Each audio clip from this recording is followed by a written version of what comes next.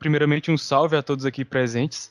Estamos aqui no episódio 4 da série Antropologia Ibérica, que a gente vem trazendo aqui no canal.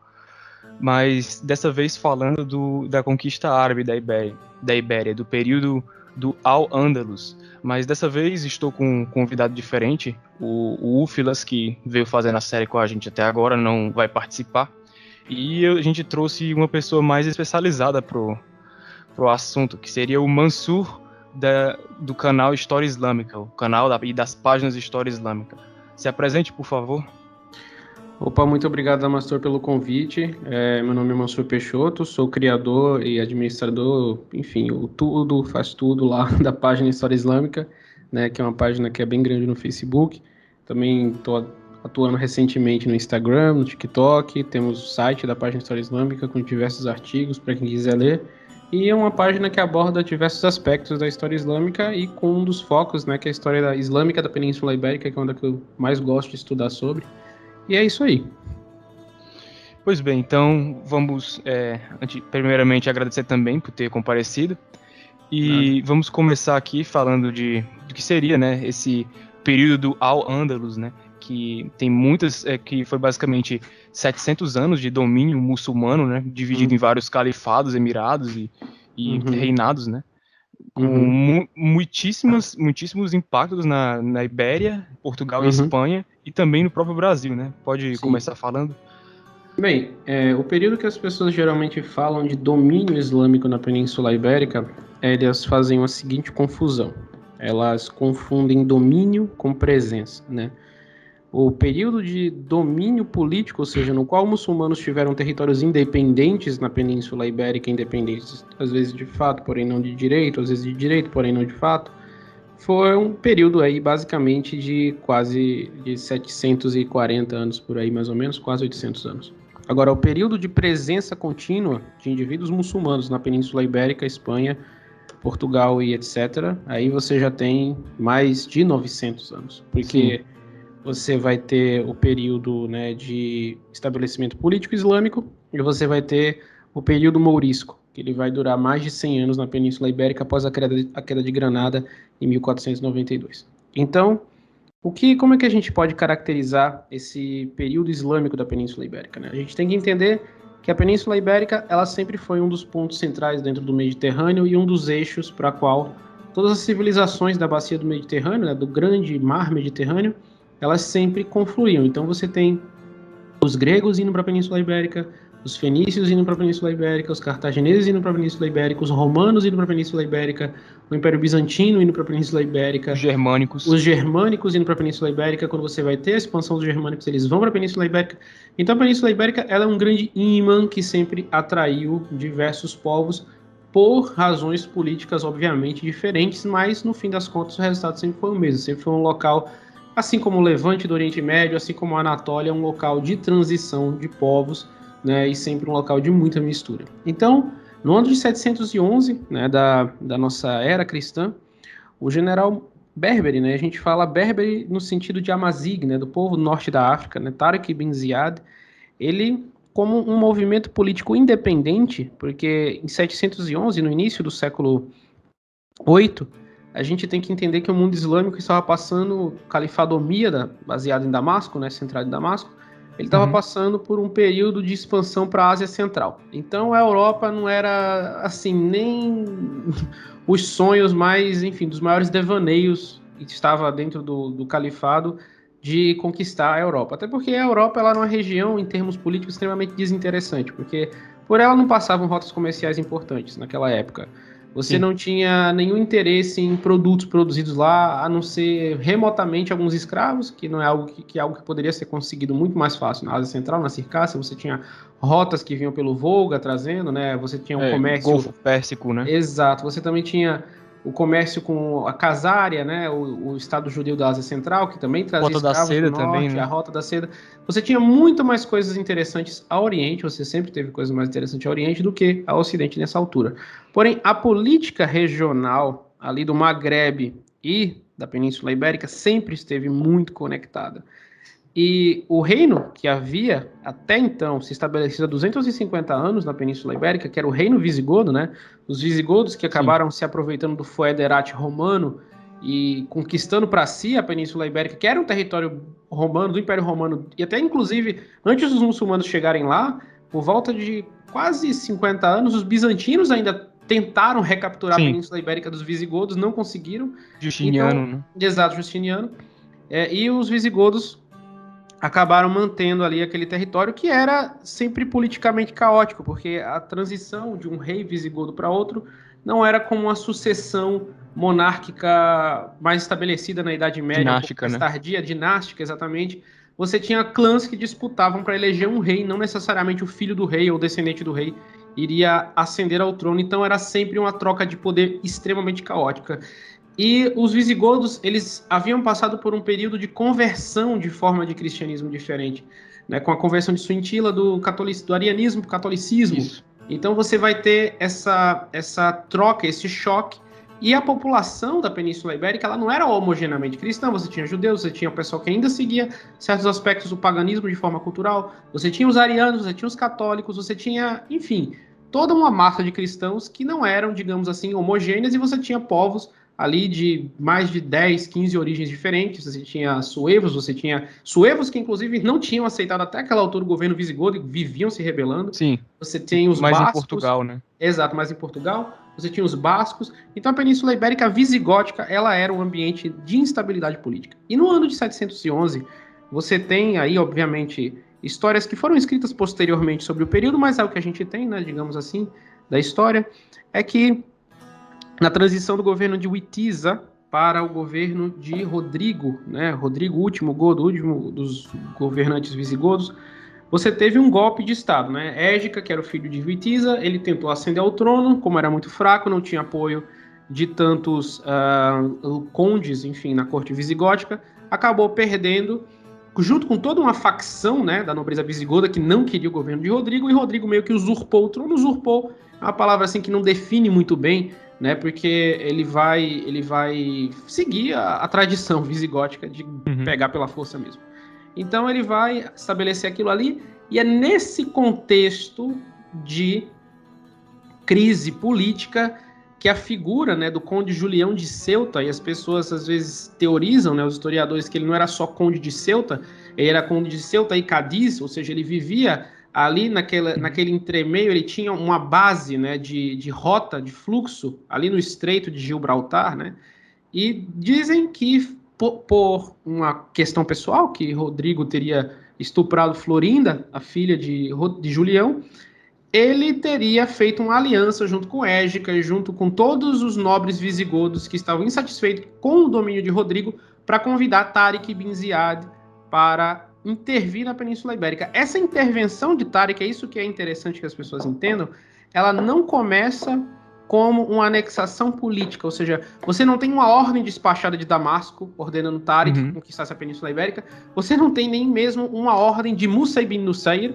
que estava ali baseado em Ifríquia, né, na Tunísia, que era o wali daquela região, né, o governador Amida daquela região do Maghreb, norte da África. Você não tinha nada. Você tinha Tariq bin Ziyad querendo fazer fama, digamos assim, querendo ver seus próprios interesses políticos. Ele Eles decidiu ajudar. não tinham contato entre Damasco Não e tinha. Tariq. Você tinha um contato, obviamente, mas você não tinha ordens expressas. Não era, por exemplo, que nem a campanha que estava acontecendo na Ásia Central, ou a campanha contra os bizantinos para tentar tomar Constantinopla pelos Omíadas. Você não tinha, digamos, um interesse político. Você não tem, assim, tem uma terra distante lá e a gente não quer nem saber o que está acontecendo lá. Tanto é que, eu vou aqui pular um pouco a história, depois do período de Tariq bin Ziyad, você no governo de Omar ibn Abdulaziz, que foi um dos grandes califas omíadas, ele tentou inclusive fazer a evacuação da Península Ibérica de muçulmanos. Ele inclusive propôs isso, porque era um lugar desinteressante. Né? Desinteressante. Só meio século depois da conquista de Tariq que a Península Ibérica vai começar a ser um ponto assim que, olha, não, vamos ficar aqui, que é quando um príncipe omida, né, que é Abdurrahman ad-Dakhil, ele vai sobreviver ao massacre da família omida em Damasco no ano de 752, mais ou menos, e ele vai viajar de Damasco até a Península Ibérica. Aí sim a Península Ibérica começa a fazer sentido. Mas até então era só uma política regional ali. Então Tariq bin Ziyad, ele vai lá com um exército completamente assim, sem muitos homens, tem as histórias, né, que aí eu acho que até inclusive o George R. R. Martin... Era mais um auxílio militar, Exatamente, né? Era uma intervenção militar para um jogo político regional, não estava nos planos globais do Califado Omíada, e eu não estou dizendo que os Omíadas não tinham planos de domínio global, mas a rota que eles queriam fazer isso não era europeia. Eles estavam indo na direção da China, Batalha de Talas, combater a dinastia Tang, ajudar os tibetanos, era esse o rumo que os Omíadas estavam seguindo. Então, quando a conquista de Samarcanda, enfim, Uzbequistão, então quando o Tariq ele decide ajudar os visigodos insatisfeitos com o governo de Rodrigo, ele o faz com um exército muito interessante, que tinha a liderança de generais, de um general, né, grego, você tinha um general judeu, né, que era o Kaula ali, Yahudi, dos judeus que tinham sido perseguidos assim de forma grotesca pelo governo visigodo. Eu li a história, eu escrevi inclusive um texto em História Islâmica sobre os judeus no período visigótico, e era basicamente uma Alemanha nazista. Assim, basicamente isso. Então os judeus vão se aliar com os árabes, vão se aliar com os berberes, vão se aliar com os visigodos insatisfeitos com o governo de Rodrigo. Muitas pessoas tentam, né, enfim, caracterizar esse bando insatisfeito como cristãos arianos ainda, mas eu acho que não, eles eram majoritariamente já católicos, mas não de rito gregoriano, eles eram pré-gregorianos, né, que depois vão ser chamados de moçárabes. E aí ele vai tomar, não a Península Ibérica, mas ele vai tentar derrubar Rodrigo. Então ele derruba Rodrigo, derrota ele na Batalha de Guadalete. No meio da Batalha de Guadalete, metade da ala do exército de Rodrigo vai para o lado de Tariq, ou seja, já tinha um plano para abandonar Rodrigo. Desertaram. Exato, desertar. E aí Musa ibn Nusayr, né, que era um político extremamente ambicioso, baseado lá no norte da África, ele fica sabendo que um cara que era um mawali, né, um servo, digamos assim, um vassalo dele, que era o Tariq bin Ziyad, estava entrando na Espanha. Aí ele, pô, o que você foi fazer? Aí você tá louco, cara? Você tem que conquistar, tem que manter os exércitos aí bem ocupados, porque os berberes, eles vivem se rebelando, e o pessoal do sul do Saara ama a rebelião. Então você tem que deixar...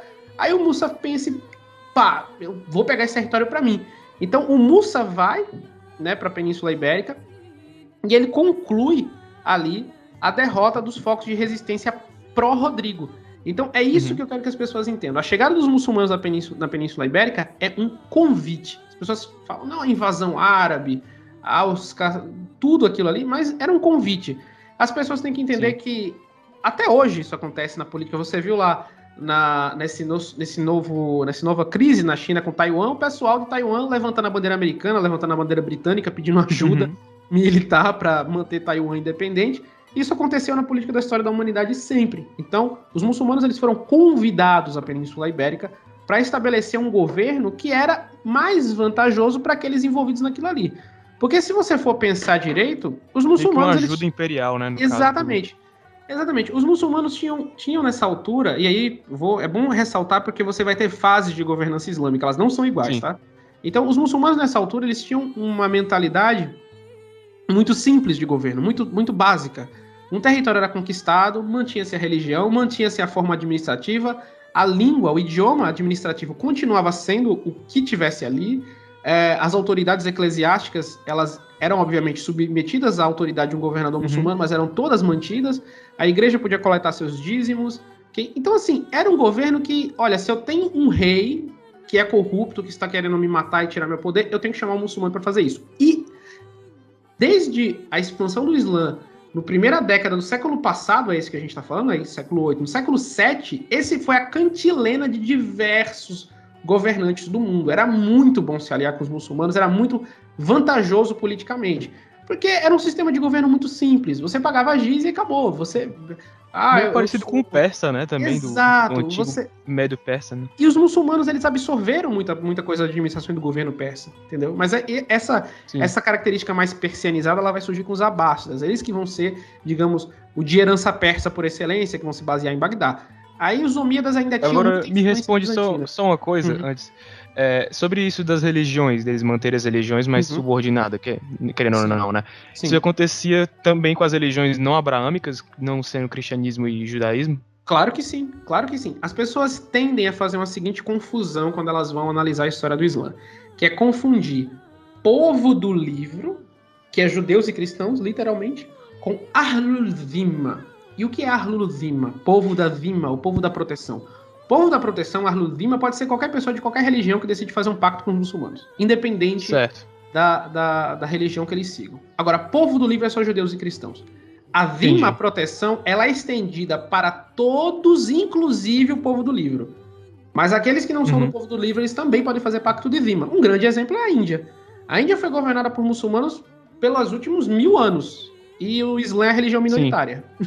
Então, assim... Pois tipo, se não pudesse ser feito nenhum tipo de pacto de acordo com pagãos, digamos assim, idólatras, pessoas que adoram deuses múltiplos, você não teria Índia, né? Você teria um Paquistão gigante. E não é isso. Não existiria o Taj Mahal também, né? Não, o Taj Mahal existiria porque ele foi construído por o Shah Jahan, que ele era muçulmano. Mas você não teria a Índia que a gente tem hoje, que é majoritariamente hindu, né? Então, essa confusão que as pessoas têm. O profeta Muhammad, ele não vai promover, digamos assim, uma tolerância religiosa ao paganismo árabe em Meca, porque você teve ali em Meca a questão do retorno ao monoteísmo pré-Amr ibn Luhay e o início do paganismo árabe. Então, Meca ela foi retornada. Mas fora isso, em outras regiões, enfim, que os muçulmanos vão conquistando, você vai ter que o Alcorão menciona diversos povos que são considerados, digamos assim, dentro do escopo de que os muçulmanos devem tolerar, sabeus, mandeus, e povos de religiões que existem que as pessoas nem sabem o nome e que vêm desde a Idade do Ferro até hoje. Os sabeus, por exemplo, os mandeus, adoradores das estrelas, o Alcorão menciona eles. Então eles estão lá até hoje. Então os muçulmanos faziam pactos com todos, não eram só com governantes ou povos judeus e cristãos. Você tem pactos islâmico-budistas, você vai ter pactos islâmicos hindus, você vai ter, enfim, toda essa política. E na Península Ibérica, o famoso pacto de Teodomiro, né, o pacto de Tudimir, que você vai ter entre o filho do Musa ibn Nusayr e o Teodomiro, que era um conde visigodo. Inclusive, até Pelágio das Astúrias, que mais tarde vai fundar o mítico Reino das Astúrias, ele era dos aliados dos muçulmanos. Porque se a gente for analisar a Crônica de Afonso III, que é a fonte mais antiga que a gente tem sobre a existência de Pelágio, Pelágio estava a serviço de um governo muçulmano, de um governador muçulmano de Córdoba, quando ele soube que o cara tinha seduzido a irmã dele. Aí ele faz a rebelião. E aí tem a Batalha de Covadonga, aí tem tudo isso. Mas até aí Pelágio era do lado dos muçulmanos também. Então a Península Ibérica, ela foi governada por uma população que queria a presença islâmica lá. Não 100%, porque, óbvio, houveram focos de resistência, os muçulmanos tiveram que tomar algumas cidades à força, você teve cercos, mas a maioria da população queria os muçulmanos lá. Tanto é que... Toledo foi tomada ou foi só dada, no caso? A questão da conquista de Toledo é controversa, porque você tem fontes que falam que os judeus abriram os portões para os muçulmanos, você tem uma controvérsia, mas o que a gente sabe é que você não toma um território imenso, que nem a Península Ibérica, em 8 anos, se as pessoas não querem você por lá. Isso é um fato. Os muçulmanos tomam a Península Ibérica em 8 anos. Menos de uma década, os caras estão com a península inteira. Então, assim, vê o tamanho do Vietnã, vê o tamanho do Afeganistão. O povo afegano não queria os Estados Unidos. Pois é. E eles, nem 20 anos os caras conseguiram tomar o país. Exatamente. Foram embora. E uma semana os outros tomaram, né? Exato. Então, assim, exatamente. Então, assim, você tem uma popularidade do governo islâmico. E os muçulmanos promoviam, digamos assim, diversas políticas, como é que eu posso falar para você, populistas. Por exemplo, reembolso de imposto. Se um território fosse conquistado pelos muçulmanos e os muçulmanos falhassem em defendê-lo, a jizya, o imposto recolhido dos não muçulmanos, era devolvido. Você tinha uma restituição de imposto. Imposto de captação, né? Exato. Você tinha inúmeras políticas populistas que os muçulmanos faziam nessa época. Então, isso fez com que o governo islâmico fosse visto, majoritariamente, com bons olhos. Não por todos, óbvio que teve focos de resistência. Você sempre tem um conde, um duque que quer ser rei, então... Isso sempre houve. Então a gente vai passar essa fase, né, de conquista da Península Ibérica pelos muçulmanos e a gente vai entrar na fase emiral. O que é a fase emiral? A fase emiral é quando você tem um golpe de Estado em Córdoba, o Califado Omíada termina com um massacre em Damasco, né, que os abássidas fazem uma revolução contra os Omíadas. Nessa altura, os Omíadas governavam das fronteiras da França, dos Pirineus, à fronteira da China. Era um império enorme, era um império gigantesco. Você tinha... Eles não conseguiram passar da França, né? Por causa da batalha com...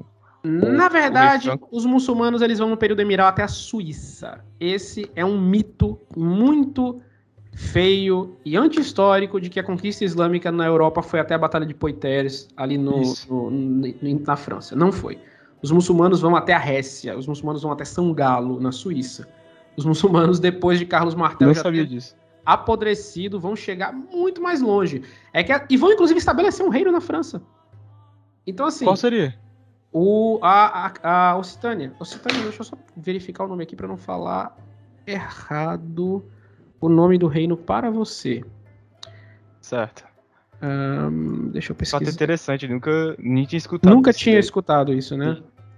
Deixa eu Na só escola já falam muito pouco sobre história muçulmana. Por exemplo, Sim. o período da Península Ibérica dominada por muçulmanos, por exemplo, nem é mencionado. Só fala de Maomé. Exato, nem mencionado. Um pouco dos califados.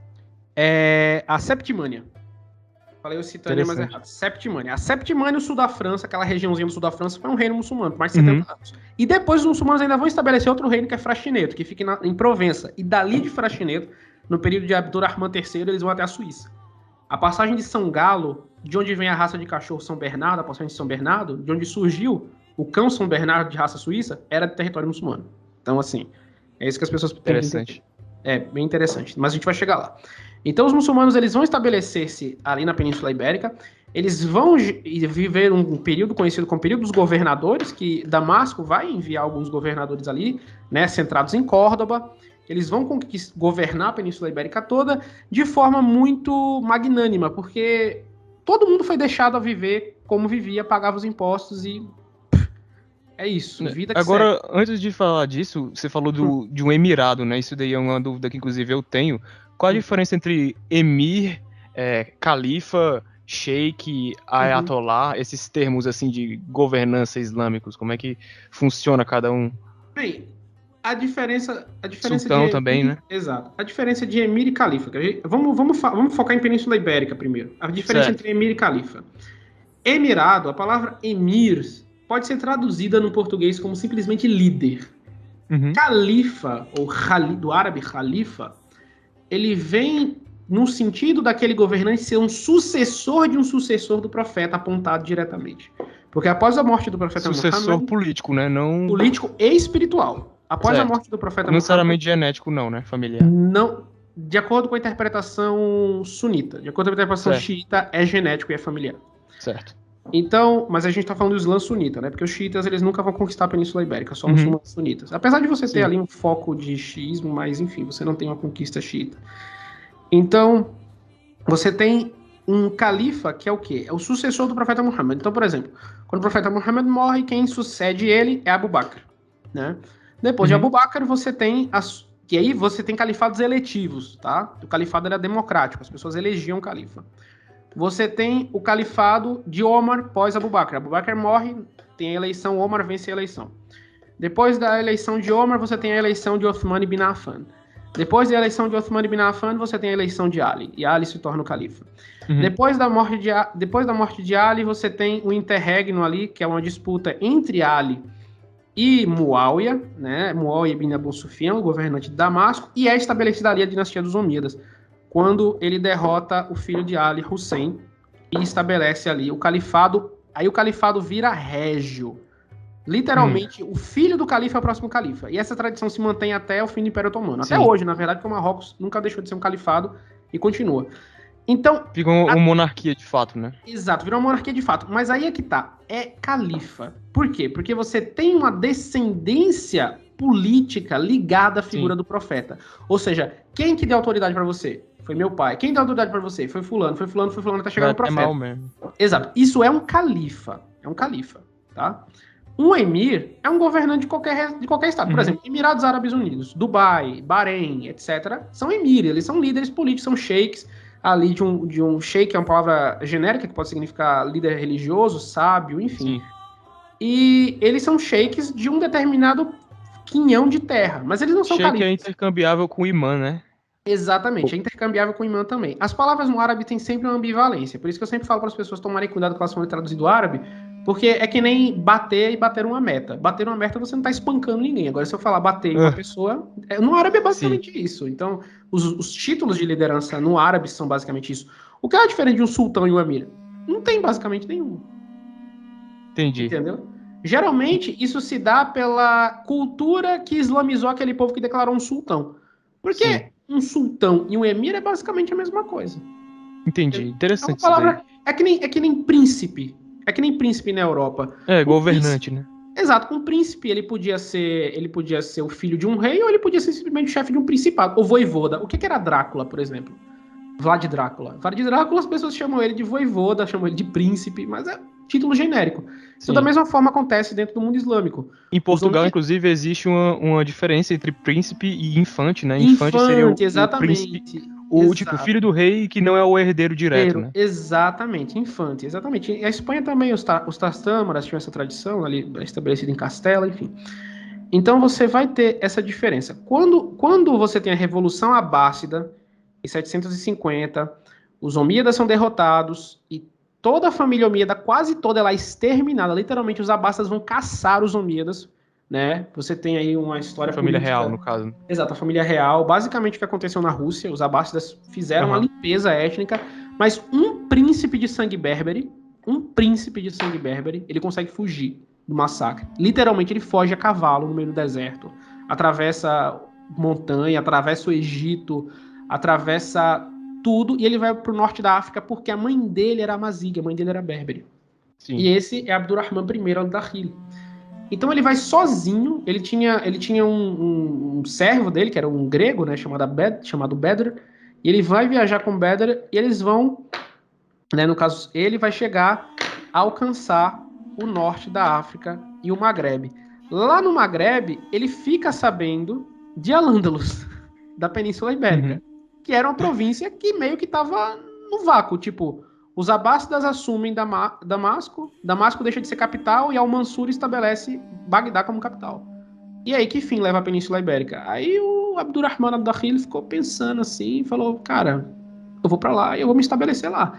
Então ele vai, ele derrota as facções, porque a Península Ibérica ali naquela altura, quando ele chega lá na metade do século VIII, estava extremamente faccionada, né? Digamos assim, estava com muita disputa, porque você tem a disputa entre árabes sírios, árabes iemenitas, berberes, hispano-romanos de origem visigótica, eslavos, e tava um caos. E todos esses povos Até eram eslavos muçulmanos. na Você Península tem na Ibérica. Península Ibérica, você vai ter reinos islâmicos eslavos, que é uma coisa que as pessoas não estudam. O reino de Estranho, Dénia, cara. que era eslavo, porque nesse período. Inclusive, falando de eslavo, eu acho que isso daí deve ser uma fake news, não sei se é verdade, que Ah, diziam que a palavra escravo vinha de eslavo porque os muçulmanos escravizavam. Isso é verdade? também é verdade, mas eu vou contar essa história mais Certo. detalhadamente. Só para dar uma pausa, os visigodos eles tinham estabelecido, desde a época que eles chegaram na Península Ibérica, um comércio intenso de escravos Uhum. eslavos, porque a sociedade visigótica ela era uma sociedade agrária e os visigodos utilizavam mão de obra escrava para plantar. Era basicamente isso. Então você tinha um fortíssimo comércio É, de a escravidão. aristocracia Exato. Você tinha um é, comércio. visigoda. Exato, os visigodos eles tinham um comércio de escravos fortíssimo ali na Península Ibérica. Era basicamente uns Estados Unidos medieval da época do Plantation. Era Aham, escravo pra caramba. Os muçulmanos vão herdar entendi. esse comércio de eslavos. Só que os muçulmanos não estabelecem um plantation, porque o muçulmano, a economia do Islã da Idade Média, todo mundo sabe o que é, né? Comércio. Os caras não estão afim de Sim, ir pro sol totalmente. plantar. Eles comem, eles fazem aqueduto pra caramba, automatiza tudo, roda d'água, moinho. Os caras não querem saber de gente trabalhando na plantação. Os caras querem. É, desde a origem oriental, né? No Oriente Exa Médio eles já eram comerciantes. exatamente. Os caras eram comerciantes, não tava querendo criar sociedade agrária. O negócio do Islã era vender e comprar. Então os escravos eslavos eles vão começar a entrar no mundo islâmico não mais como mão de obra para brutalidade, ou seja, para ficar lá lavrando campo, cortando coisa, e eles vão começar a importar uma nova qualidade de escravos que são eslavos militares, mamelucos, malauguns e sacalibas. Que é daí que vem a palavra eslavo, né? Escravo, saklab. Sim. Então, eles vão começar a importar escravos eslavos para um fim específico, que é criar uma guarda pretoriana de cidades. Entendeu? Parecido com, acho que os otomanos eles tinham, acho que era janízero. Isso, Ou era ja... isso, é. exatamente. Só que os otomanos tinham um outro sistema que era o Devshirme. O Devshirme não era literalmente um sistema de servidão no sentido de escravidão. Os otomanos não compravam as crianças que iam para o Devshirme, eles alistavam elas. Já os omíadas de Córdoba, eles vão comprar, literalmente. Sim. Você vai ter um É comércio mais um mercenário propriedade, né? Exato. Os francos vão vender. Cara, todo esse comércio era feito por cristãos. Eles chegavam e vendiam para os muçulmanos. Os muçulmanos não iam lá para PQP da Rússia pegar eslavo. Sim, pois Não. é. O viking vendia para o franco, que chegava no porto, vendia para o grego entupia o barco de eslavo e ia para o levante da Espanha vender lá, entendeu? Era isso que acontecia. Então, assim, os muçulmanos escravizavam gente que era vendida para eles, não é? Eles não iam atacar os eslavos e pegar a gente lá. Os eslavos eram vendidos, porque era um povo muito numeroso e eram, digamos assim, oprimidos por diversas nações, né? Então, eles vão passar por esse período. E aí, depois, eles vão, inclusive, E eles não eram alcançar... cristianizados ainda nessa época. Não eram cristianizados ainda, por isso que eles podiam ser escravizados, porque o código estabelecido pelos carolíngios era contra a escravização de cristãos. Exatamente. Então os eslavos eles vão ser totalmente cristianizados no século XIV, Cruzadas do Norte, cristianização do Mar Báltico. Que também quase ninguém ensina nas escolas. Ninguém ensina nas escolas que as cruzadas também foram para cristianizar os pagãos. Então esses eslavos eles vão passar séculos sendo vendidos para os muçulmanos. Norte da Alemanha também. Norte da Alemanha, exatamente. Então os caras vão vender também bastante lombardos, vão vender também saxões, porque os saxões ainda não tinham sido cristianizados nessa altura. Os saxões ainda estavam sendo cristianizados por Carlos Martel. Revolta do Viduquindo, né, na Saxônia. Exato. No período do Carlos Magno também vai ter mais revolta. Então ele vai vender muita gente para os muçulmanos. Esse povo que sobrava das revoltas era vendido para Al-Ândalus. Porque lá em Al-Ândalus você tinha uma escravidão... E, cara, eu quero falar para as pessoas aqui, eu não estou romantizando a escravidão. Mas digamos que a escravidão dentro de Al-Ândalus era muito sofisticada. Você tinha uma produção de escravos para um serviço estatal. Vejam só. Você não tinha um escravo... Em Al-Ândalus não precisava de um escravo para minerar. Você não precisava de escravo para plantar em massa. Você não precisava de escravos para... Enfim, fazer nada além de serviço doméstico, entretenimento e guerra. Então a mulher, quando ela era comprada e escravizada, ela era treinada para ser criã. Ou seja, entreter famílias ricas. Era mais teleológico, né? Não? Exato. Você tinha aquela coisa de uma escravidão muito focada em serviços para um estado estabelecido. Se era mulher, ela podia acabar no harém do sultão e virar rainha. Teve muitas mulheres de origem basca e eslava que acabaram Muitos príncipes, eles eram filhos das mulheres mais bonitas. Né? A dinastia Omíada era uma dinastia de bascos, porque o primeiro árabe era só o primeiro califa Omíada. Emir Omíada, que é esse Abdurrahman que fugiu. O único. E ele nem era árabe de 100%, ele era meio amazigh e meio árabe. Entendeu? Então, assim...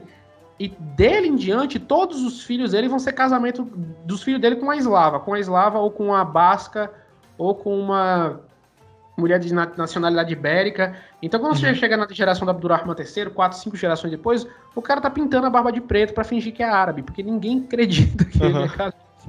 Sim. Então, tipo, tem relatos disso, cara. Muita miscigenação, né, entre Exato. Então ele aparecia em Córdoba e as pessoas falavam, pô, mas esse cara é califa, o cara não é árabe. Então, o cara pintava a barba de preto. Tem relato disso, ele pintando a barba de preto, pintando a sobrancelha, deixando a cara mais escura pra pessoa pensar, porque ele era branco demais, o cara era muito brancão. Os omíadas eram muito brancões. Então, assim, o Abdurrahman Dakhil, ele vai fugir, vai estabelecer um emirado lá.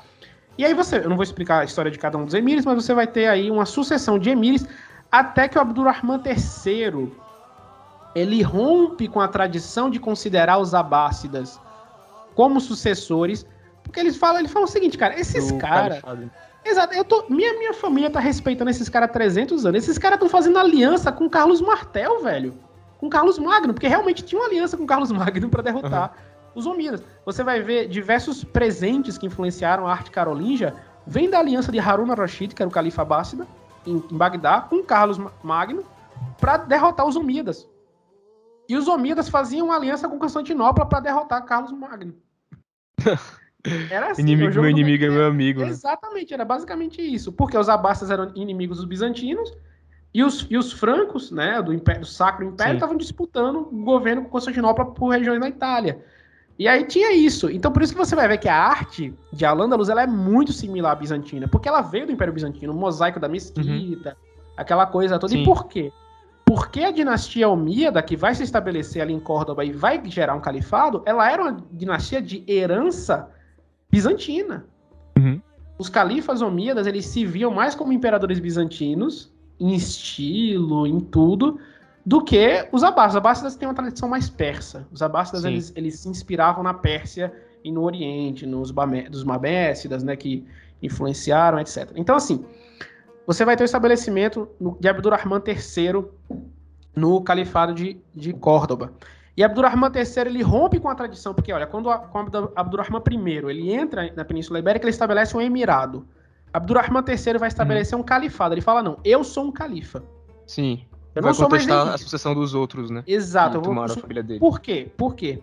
Porque esse período, você vai ter uma tripartição de califado. Porque os xiitas, que tinham sido massacrados desde o início da história do Islã, vão estabelecer um califado também, de acordo com a interpretação xiita, que são os fatimidas no Egito. Sim. Então você tinha 3 califas, 3 dinastias clamando serem sucessora direta do profeta. Você tinha os Abbásidas em Bagdá, que eram os mais poderosos. Você tinha os fatimidas no Egito, que mandaram trazer um cara lá da Itália, que era o general italiano, que foi conquistou o Egito e fundou a cidade do Cairo. Bom que as pessoas saibam disso. O Cairo foi fundado por um italiano. Disso. Foi fundado por um italiano. Você tinha só Fustat ali, que era um assentamento, mas o Cairo, Al-Qahira, cidade que eu visitei, inclusive muito bonita, foi fundado por um italiano, né? Da região da Sicília. Então, obviamente que eu não estou falando que ele construiu as pirâmides, tá? As pirâmides eram um resquício de uma outra época, mas a cidade do Cairo foi fundada por um italiano, que era o Jauhar al-Sikili, né? Esse era o nome árabe dele. Então, era um europeu converso. Exato, um europeu converso, de origem escrava. É isso que eu tô falando pra vocês. Eles vão importar uma cacetada de europeu escravo, mas assim, escravos os caras eram criados na corte pra servir príncipe. Então os caras sabiam de matemática, de tática militar, estratégia, os caras eram muito foda. Então, eles vão se estabelecer como uma elite, e lá na Península Ibérica, Abdurrahman III tá olhando pra isso tudo e fala, mas que palhaçada é essa? Tipo, xiita, califa? Eu sou califa também, foda-se. Então, cara, ele cria um califado lá, o califado de Córdoba, e estabelece. E esse período, cara, é assim, é um dos períodos áureos da história da Europa. Córdoba foi o que mais durou, né? Dos califados da Península Ibérica. Exatamente. O califado de Córdoba era incrível. Incrível. Se você for estudar o califado de Córdoba, e é uma coisa que eu já fiz na minha vida, estudar o califado de Córdoba, você fica assim... É a glória... Idade de ouro islâmica, né? Exato, é uma glória romana. É uma glória, assim, incrível. A arte desse período é magnífica. Se você for pegar o que sobreviveu da arte de metal, da arte de marfim, que eles tinham uma cultura de produzir arte de marfim, que sobrevive até hoje nos museus da Espanha. Aproveitar que você tá falando de arte, os muçulmanos tiveram alguma relação com os azulejos que tem mais em Portugal? Exatamente, inclusive a estética do canal é de azulejo. Foram eles que trouxeram os azulejos pra lá e criaram aquela estética. Mas isso aí a gente vai tratar no período Mudéjar. Então, você vai ter o estabelecimento do Califado de Córdoba, e o Califado de Córdoba, ele era um poder imperial na Europa inteira. Os francos dos carolíngios, eles meio que estavam, tipo, não fáceis, assim, na disputa pela supremacia, mas quem dava as cartas na Europa era o Califado de Córdoba. Então, é aí que, no final dos anos 900, para virar dos anos 1000, depois dos carolíngios terem tomado a Septimânia, né, e aí que as pessoas vão dizer, a batalha de Poitiers, de Poitiers, Carlos Martel derrotou uma facção de muçulmanos que não estava nem querendo anexar território, estavam fazendo uma razia, né, que era uma expedição para assaltar a igreja e pegar ouro, basicamente isso. Eles derrotaram essa expedição e falaram, salvou a Europa. Salvou caramba, porque depois os muçulmanos tomaram a Septimânia. E aí depois, no período de Abdurrahman III, os muçulmanos vão tomar Fraxineto, numa missão, né, vão se aliar ali com os nobres de Provença e vão seguir até a Suíça. O nordeste da Suíça ficou sob domínio muçulmano. Ficou 70 anos. Não foi 2 anos, foi 70. Então os muçulmanos vão se estabelecer ali naquela região, vão controlar ela e vão ficar ali, mas de boaça, até que eles decidem capturar um santo católico. Aí os caras ficam putos com eles, porque o cara era santo, né? Que era um Qual foi bispo, o santo?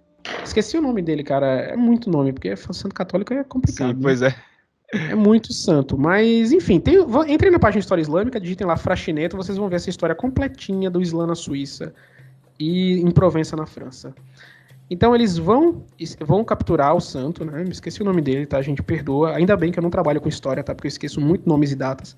Então, eles vão capturar o santo, que era um bispo muito famoso, né? E vão libertar ele depois, mas aí a população fica puta da vida, porque, pô, o cara é santo, velho. Então eles vão lá, vão reunir os nobres de Provença, e aí que realmente o período islâmico termina na França. Sim. Já na virada pro ano 1000, tá? Não é no período de batalha. Carlos Martel já tava podre, já tava ossinho branco, não tinha nem osso, era pó, e os muçulmanos estavam lá na França de boa e chegando na Suíça. Então, você vai ter uma... Deixa eu só ver aqui, deixa eu conferir só a data aqui de quanto durou o período de Faxineto, que é o estabelecimento de Provença aqui até a Suíça. Só para situar melhor aqui, não errar com você datas. Eles vão durar até 937. Quando é que foi a Batalha de Poitiers? Não lembro de cabeça aqui também, não. Deixa eu ver aqui. A Batalha de Poitiers foi em 732. 732. Mais 200 anos, né? Exato, e os muçulmanos estavam lá. Então, assim, não vem com esse papinho, que o Carlos Martel salvou a Europa. Salvou nada. Salvou nada, porque depois dele teve mais anexação de território, e anexação de território duradoura, inclusive. Mas, óbvio, é isso que eu tô falando pra vocês. Os muçulmanos, mesmo nesse período, você sempre tinha alianças. Os muçulmanos não chegaram lá, Allahu Akbar, vamos invadir. Não, eram alianças, porque você tinha nobres que tinham tratados com o califado de Córdoba e precisavam de mercenários.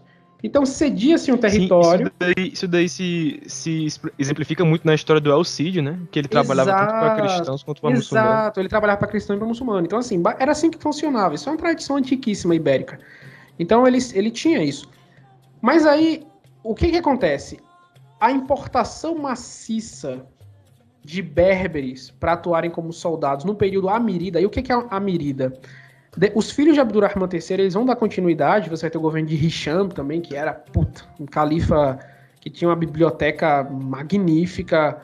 Al-Hakam também tinha biblioteca. A biblioteca de Al-Hakam era a maior da Europa. Foi por muitos anos a maior biblioteca da Europa. Era incrível.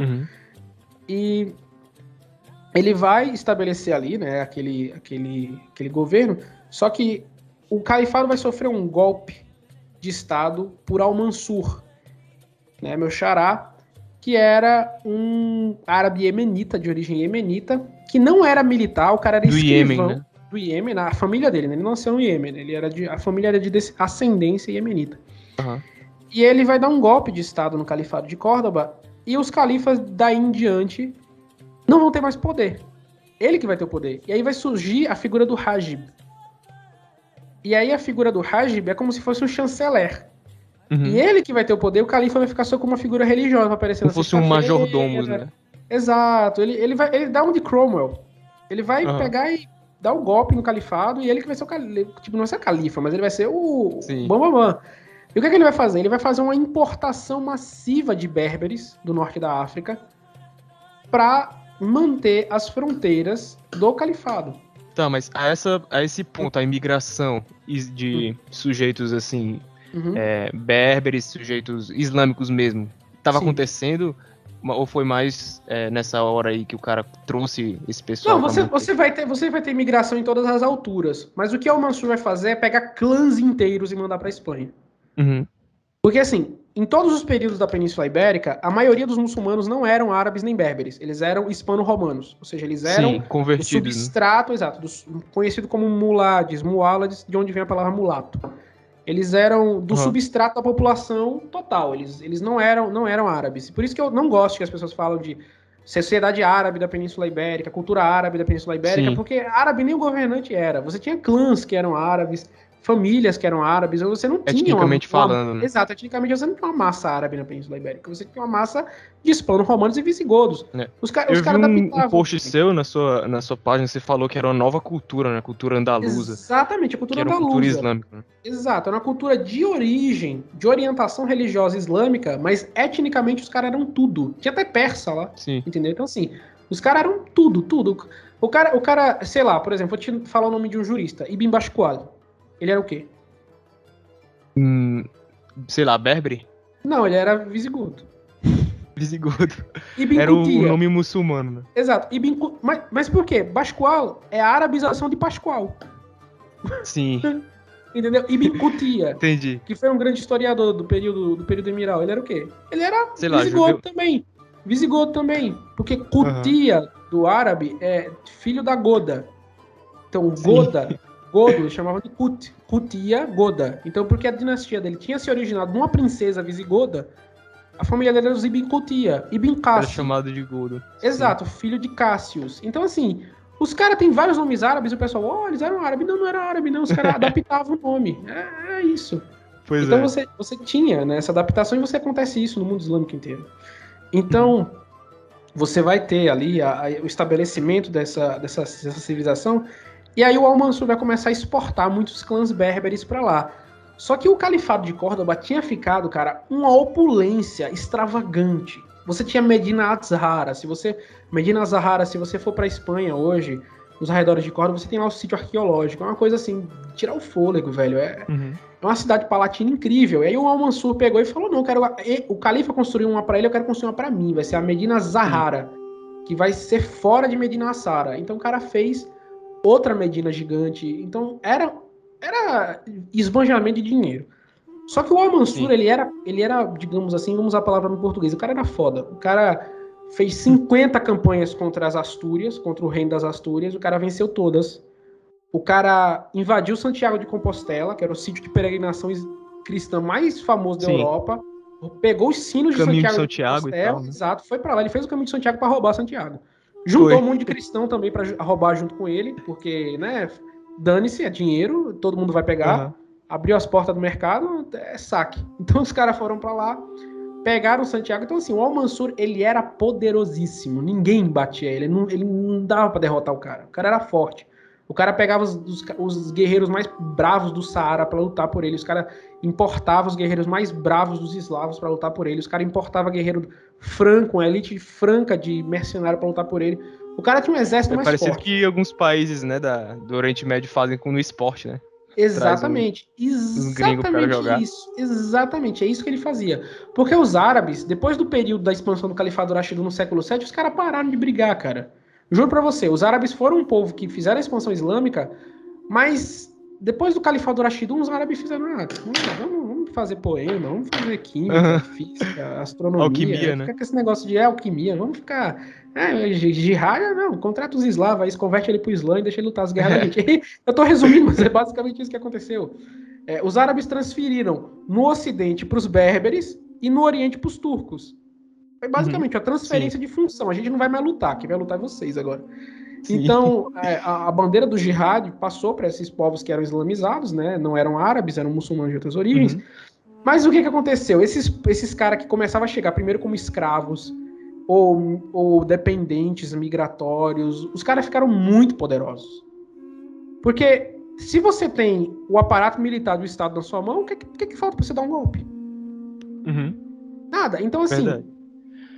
o Al-Mansur ele foi sucedido por um filho dele, como Rajib, de acordo com mais um califa fantoche, e o filho dele atuando como um homem forte.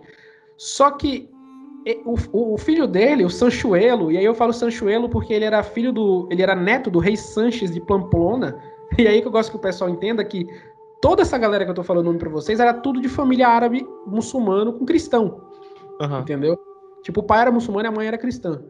Então, o filho do Al-Mansur, o apelido dele era Sanchuelo, porque ele era a cara do rei de Pamplona, que era o avô dele. Sim. Então, Parte de assim, mãe, né? par de mãe, que era de família cristã.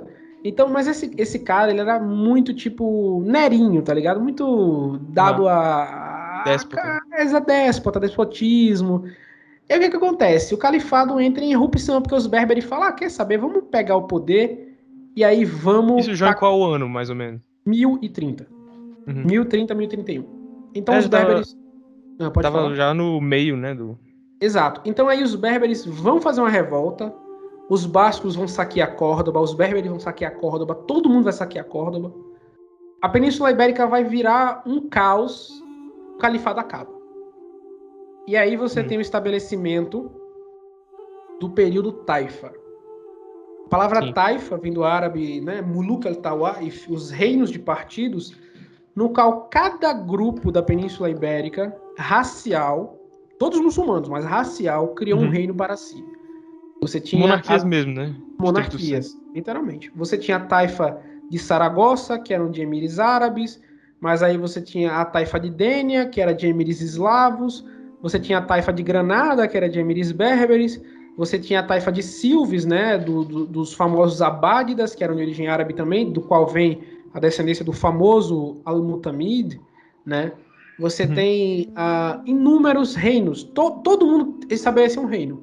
Às vezes o rei era eunuco, mas ele queria estabelecer. E deixava pro primo, sei lá, entendeu? Então, assim, todo mundo fez um reino. Era mais um negócio aristocrático, né? Tipo, o clã aristocrático fundava uma monarquia pra si, né? Exato. Então, mas assim, o povo e ele era muçulmano, né? No caso. Exato. Você tinha cristão, você tinha judeu e você tinha muçulmano. Sim. Eu tô falando nesse período, mas a Península Ibérica ainda tinha muito cristão, muito judeu e muito muçulmano. Então, assim, você tem a criação de reinos, inclusive vai ter a tentativa de criação de um reino judeu, mas aí deu para trás, deu errado. Mas teve a tentativa da criação de um reino judeu nesse período, Taifa, né, que foi... Sefardita, no caso, né? Exato, Sefardita, da família do Yusuf ibn Nagrila, que ele tentou dar um golpe de estado em Granada e criar um reino judeu para ele, né, em aliança com um emir muçulmano da Taifa rival, que era Ibn Sumad, né, de Almeria, mas aí descobriram o plano dele antes e teve uma rebelião, ele foi morto e teve aquela famosa massacre dos judeus de Granada, que foi basicamente uma briga de bairro entre muçulmanos e judeus, porque o emir, né, que tinha, o vizir judeu do Emirato tinha tentado dar um golpe de estado. Né? Sim. Então... Que o vizir é um conselheiro mor, né? Exato, conselheiro mor. Então você vai ter o califado acabou. E aí o que acontece? Os cristãos lá do norte, do reino pobre das Astúrias, miserável. Nas Astúrias só tem pedra, coelho e nem cervo tem pra comer. É um lugar pobre. Os montanha. É montanha, os caras com dente Pirineus, podre. É exato, ali no Pirineu. Inclusive, se eu não me engano, aquela frase lá que existia, que acho que ela vem dos francos, né? Que a Europa termina nos Pirineus era por causa do domínio islâmico, né? Exato. Então, assim, os caras lá nas Astúrias, no topo da Península Ibérica, lá frio pra caramba, pobre, não tinha comércio, não tinha nada, uns reinos, sabe?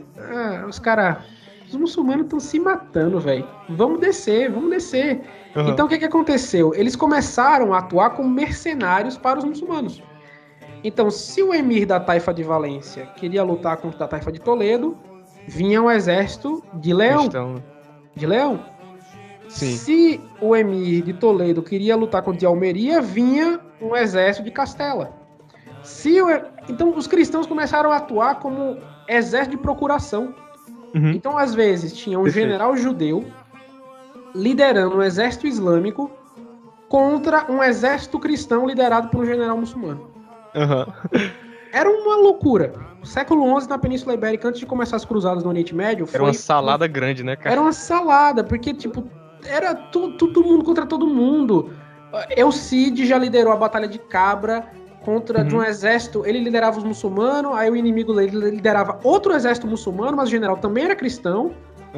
E os dois generais que eram cristãos, estavam liderando os exércitos islâmicos, eram vassalos do rei Alfonso VI. Né? Era bem mais político que religioso. Cara, né? Se as pessoas querem definir as histórias de cruzada, de guerra em termos puramente religiosos, é uma burrice. Sim. Porque a galera não ligava pra isso. A galera não ligava pra isso. Sim. Então, dizer que, sei lá, religião é culpada pela guerra e tal. Exato. Não, os caras não estavam nem aí, cara. Os caras não estavam nem aí pra nada. Os caras... É poder. É só ver a Quarta Cruzada, no caso, né? Isso, exato. O cara foi lá pra Constantinopla. Pois é. Então, assim, era isso que acontecia. Você tinha mais de 20 reinos islâmicos na Península Ibérica. Portugal tinha uns 7. Aí a Baixa Espanha tinha mais 8. Era muito reino muçulmano. E cada um tinha uma etnia. Cada um era islâmico, porém de uma etnia. Então aí, um desses reis, né, que era o Al-Mutamid bin Abad, que governava Silves, né, ali onde hoje é Portugal, se não me engano, Silves, ele pegou e chegou e falou, cara, a gente vai perder a Península Ibérica toda, porque tinha um rei nessa época, que era o Afonso VI, de Leão e Castela, que ele tinha conseguido unificar Leão e Castela, era o rei, inclusive, do qual Elcide era vassalo, e, cara, ele fazia o seguinte, ele lutava por um reino muçulmano, derrotava outro, só que ao invés de dar o território que ele conquistou, Ele pegava pra ele. ele pegava pra ele. Então Sim. ele tava fazendo isso, e o Al-Mutamid, que já foi aliado dele, agora era inimigo, ele tava vendo o seguinte, ele falou, cara, a gente vai perder a Península Ibérica toda. E esses caras, vejam só, esses caras não se identificavam como gente de fora, porque eles eram hispanos, eles nasceram ali, eles já estavam ali há séculos. Sim. Eles não eram invasores da Península Ibérica, eles eram hispanos, eles eram dali, só que de religião islâmica. Eles tinham A religião, tipo, serviu mais como um casus belli pra ele fazer isso, né? Exatamente. Então, assim, aí ele disse a famosa frase, né? Eu prefiro ser um cameleiro na África do que um porqueiro em Castela. Que é, eu prefiro me aliar com os africanos, com os berberes, do que com o reino de Afonso, que Afonso vai pegar tudo aqui. Só que Afonso, velho, quando Afonso era príncipe, Afonso fugia pra Toledo, porque os irmãos queriam matar ele. Afonso vivia nas cortes islâmicas, então ele tinha uma familiaridade know-how, né? Muito grande, exato. Ele já viveu a infância dele em reinos taifas, a adolescência, se não me engano, também. Então o cara já sabia demais. Se você assistia o Cid na Amazon Prime, ele conta essa história, né? Então, assim, você tinha, né? O Afonso era isso.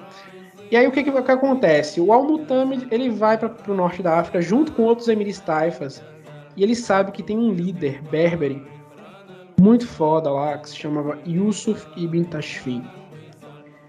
E o Yusuf ibn Tashfin, ele era de um povo que tinha se convertido ao Islã em tempos recentes, né? Só que ele era de um movimento religioso puritano, que eram os Almorávidas, Al-Murabitun, ou seja, aqueles dos Ribats, que eram os fortes de fronteira do mundo islâmico, onde se praticava cavalaria espiritual. Os caras eram místicos, os caras eram guerreiros, os caras eram os templários antes dos templários existiam. Então, os caras eram do deserto. Eles não tinham a cultura de Al-Ândalus, eles não tinham Córdoba, eles não tinham... o povo em Al-Ândalus era bom vivan, bebia vinho, dançarina do ventre, estátua pra caramba, música, poesia, vinho, os caras bebiam, cachaceiros, cara. É tudo muçulmano, mas pé de cana. Aí o Yusuf ibn Tashfin viu aquela situação lá e falou, rapaz, esse povo apanhando dos cristãos, esse aliando e matando muçulmano com ajuda de cristão. Ah, se lascar, eu vou pegar, vou ajudar não, vou tomar tudo pra mim. Então o Yusuf ibn Tashfin foi pro norte, saiu do norte da África, deu uma surra no Afonso VI, assim, uma surra no Afonso VI, e matou o herdeiro de Castela, de Leão e Castela, do reino de Leão e Castela unificado. Só que esse herdeiro, cara, se eu te contar, você vai cair pra trás agora. Pode contar. Esse herdeiro, que ele vai matar na Batalha de Zalaca, né, Sagrarras, que o Yusuf ibn Tashfin, o exército dele, vai derrotar o exército de Castela, de Leão e Castela do Reino Unificado. Esse herdeiro, ele era filho de Afonso VI, com Zaida de Servilha, que era uma princesa muçulmana, que era nora do Al-Mutamid, que chamou os Berberi. Ô, louco, cara. E é dessa descendência, inclusive, que o pessoal fala que a Rainha Elizabeth tem sangue árabe.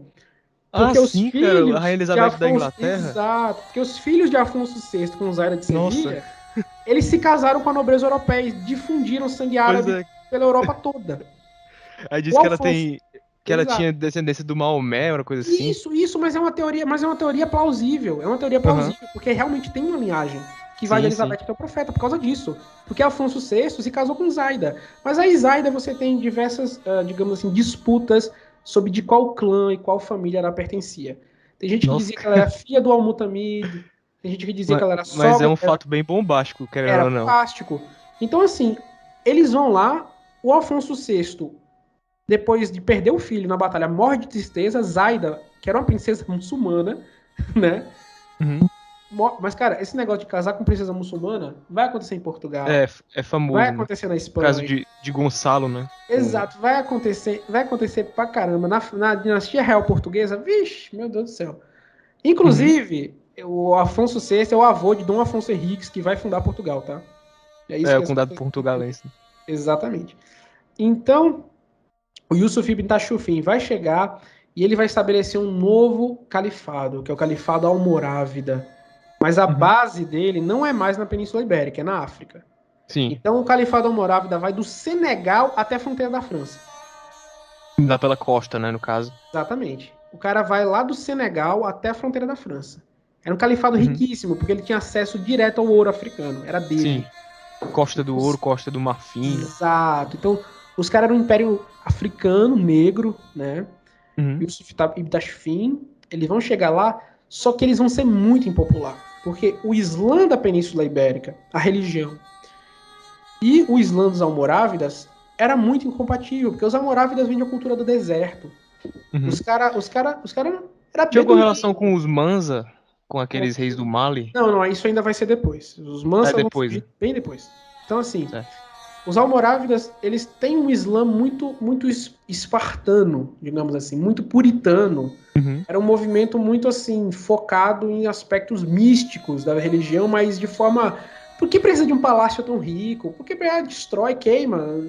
Essa palhaçada de ficar botando judeu como governador. Tira esse judeu daqui, tira esse cristão daí. Eles eram mais puristas, né? Exato, eles eram puritanos, eles eram meio que fanáticos. E os andaluzes não, os andaluzes, que eram os muçulmanos ibéricos mesmo, os caras viviam que nem Roma, os caras fabricavam cultura, né? Um luxo, né?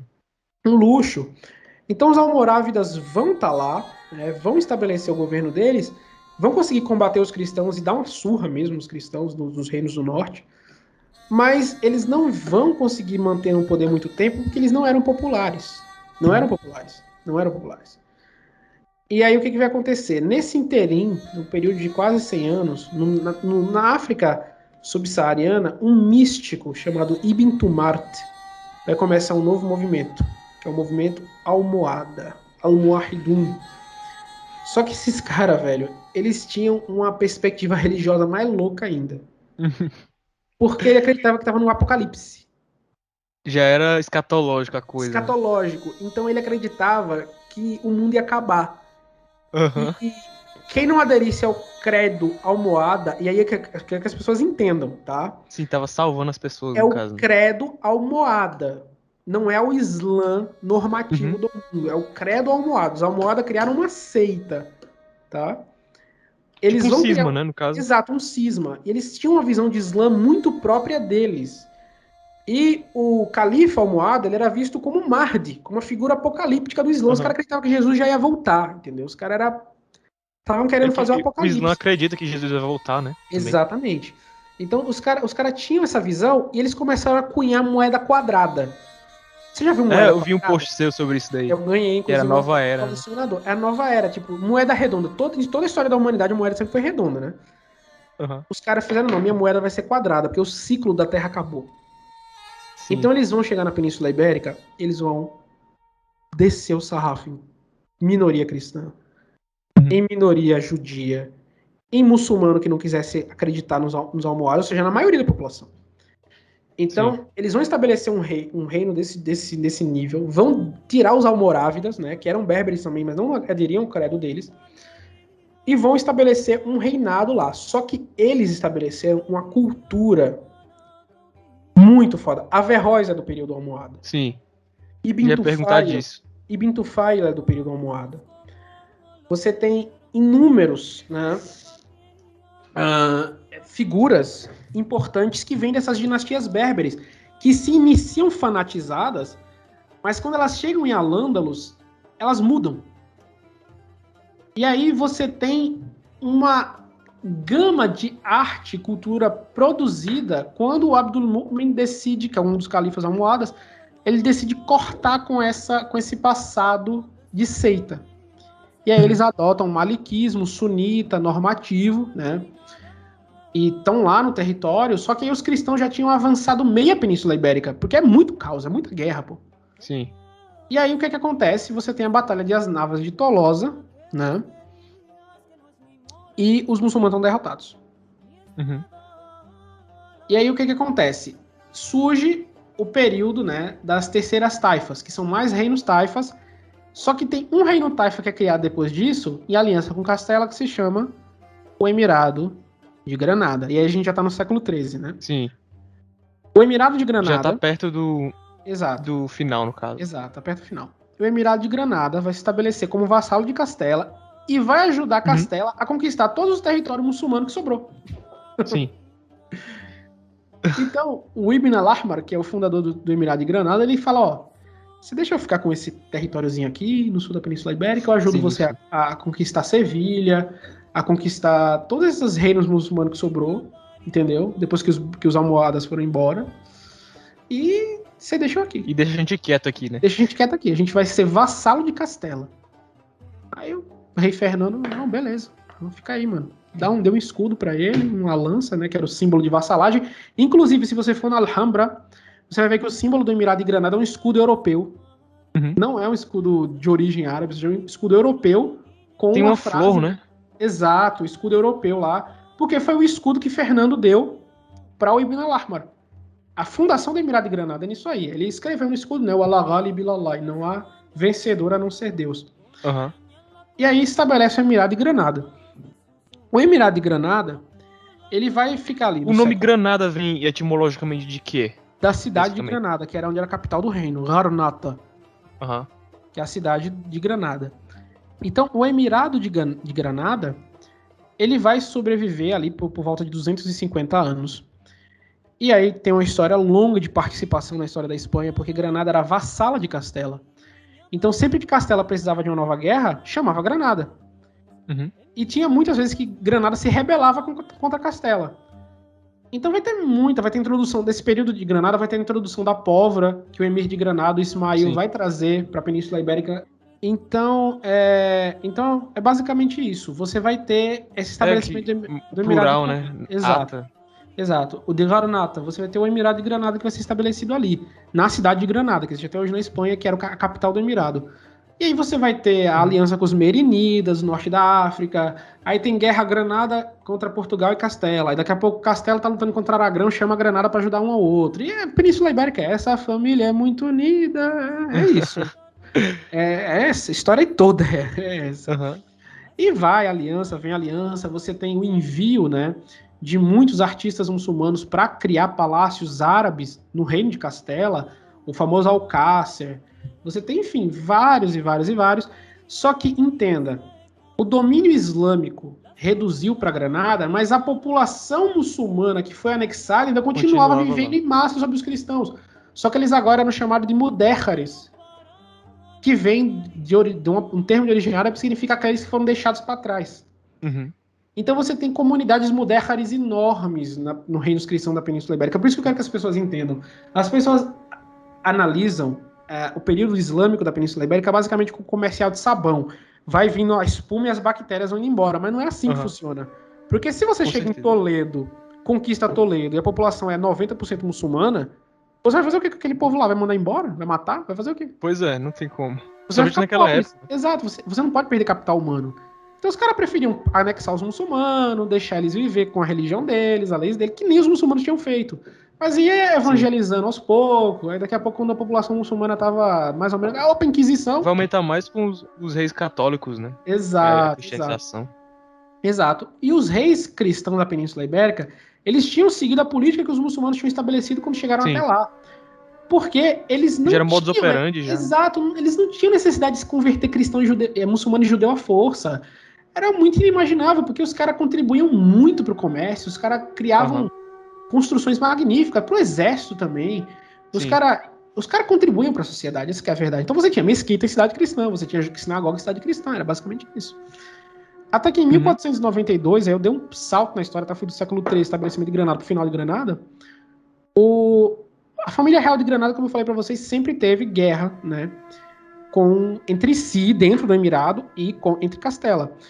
Aí na guerra que você teve entre Muhammad, né, Boabdil, Muhammad XII, o pai dele, Muley Hassan, e o tio dele, Al-Zagal, né, que ali eram 3 reis, né, o tio se aliou com o pai contra o sobrinho.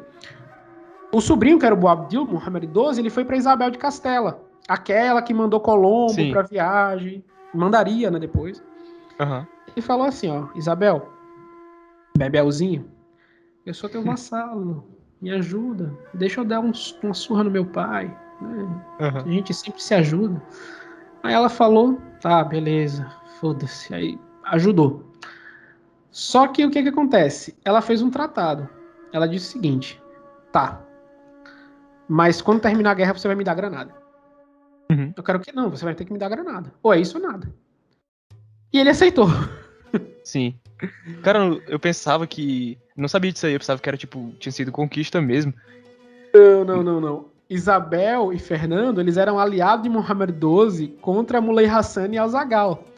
Só que o negócio que vai era ficar mais louco, o Emir. e quando o pai do Boabdil morre, o Muley Hassan, Al-Zagal se alia com Fernando e Isabel Com contra o Fernando Isabel. Boabdil. Vira casaca. Exato. E a Isabel pega e fala, ó, eu não posso ser aliado dos dois. Quem vai ser aliado? Aí o tio fala, eu não quero mais ser rei, não. Ele vende os territórios dele, de Granada, pra Isabel e Fernando e vai pro norte da África. Aí ganha dinheiro e vai embora. Vai embora. E aí Boabdil fala, foda-se, eu vou fazer a mesma coisa também. E faz. Ele vendeu Granada. Seria mais lucrativo. Exato. Quem resistiu contra o avanço de Castela para a Guerra de Granada durar tanto tempo foi o povo.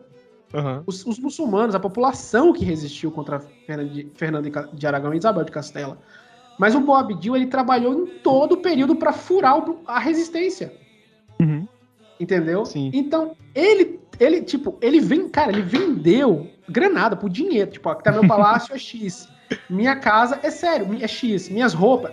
O cara vendeu tudo. O cara foi embora da Península Ibérica riquíssimo. Porque ele vendeu um país. O cara aceitou até moeda quadrada ou não? Não, porque a moeda nessa época era quadrada só no meio, mas a borda já era redonda. Ah, sim.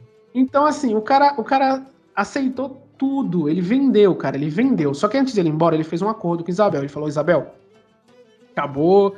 Não tem mais reino muçulmano na Península Ibérica. Granada tinha uma população de 250 mil pessoas que foi transferida para Castela. Muito Castela época, ainda né? tem, exato. Castela ainda tem muita gente que é muçulmana desde a época que Castela anexou Toledo, anexou Sevilha.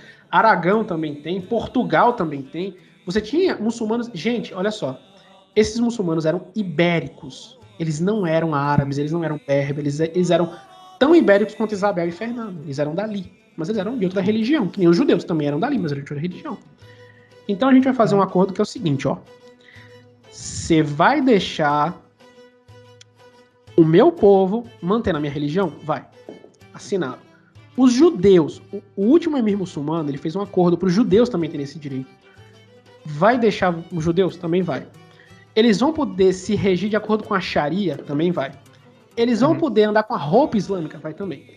Então ele saiu fazendo um monte de lista de direitos e aí Isabel e Fernando assinando. Tem um tratado disso aí.